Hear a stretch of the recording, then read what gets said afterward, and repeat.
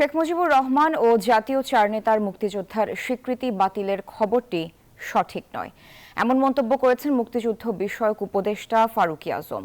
জানান, সব নেতার পরিচয় মুক্তিযুদ্ধের সহযোগী হিসেবে নির্ধারণ করার বিষয়টিও ভুল। বুধবার সচিবালয়ে তিনি আরও বলেন, অধ্যাদেশে মুজিবনগর সরকারকে মুক্তিযোদ্ধার স্বীকৃতি দেওয়া হয়েছে। বঙ্গবন্ধু সহ অন্যান্য নেতাদের ছাড়া মুজিবনগর সরকার গঠিতই হতো না বলে উল্লেখ করেন উপদেষ্টা।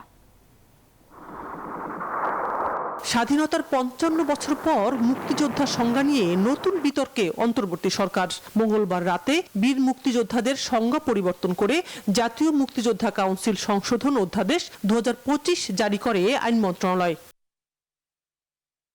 অধ্যাদেশের পরপরই বিভিন্ন গণমাধ্যমে সংবাদ প্রকাশিত হয়। সেখানে বলা হয়, মুক্তিযুদ্ধে নেতৃত্ব দানকারী বঙ্গবন্ধু শেখ মুজিবুর রহমান, সৈয়দ নজরুল ইসলাম, তাজউদ্দিন আহমদ, এম মনসুর আলী, এইচ.এম কামারুজ্জামান সহ ১৯৭০ সালের নির্বাচনে বিজয়ী ৪ শতাধিক রাজনীতিবিদের মুক্তিযোদ্ধার স্বীকৃতি বাতিল করা হয়েছে।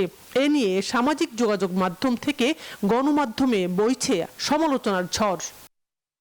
বিষয়টি নিয়ে বুধবার সচিবালয়ে সাংবাদিকদের মুখোমুখি হন মুক্তিযুদ্ধ বিষয়ক উপদেষ্টা ফারুকী আজম।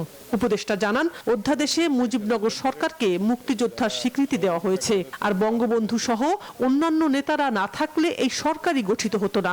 মুজিবনগর সরকারের অন্যদের মুক্তিযোদ্ধার মর্যাদা বাতিলের বিষয় যা বলা হচ্ছে সেটিও সঠিক নয়। মুজিবনগর সরকার তো পুরো যুদ্ধটা পরিচালনা করেছে।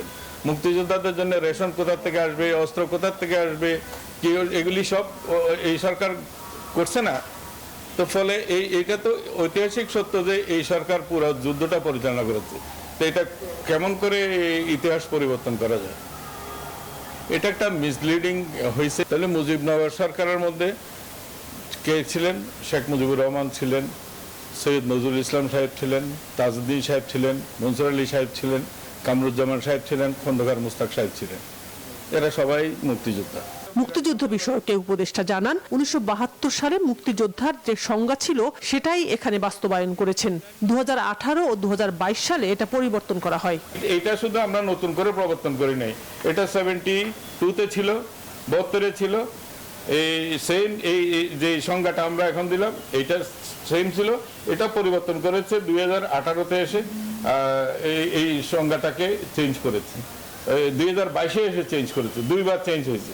জাতীয় মুক্তিযোদ্ধা কাউন্সিল সংশোধন অধ্যাদেশে সহযোগী মুক্তিযোদ্ধা হিসাবে যাদের বলা হয়েছে, সম্মান মর্যাদায় তারা মুক্তিযোদ্ধাদের সমানই থাকবেন। সশস্ত্র মুক্তিযোদ্ধাদের অনুরোধে শুধুমাত্র নামের পরিবর্তন করা হয়েছে, জানালেন মুক্তিযুদ্ধ বিষয়ক উপদেষ্টা।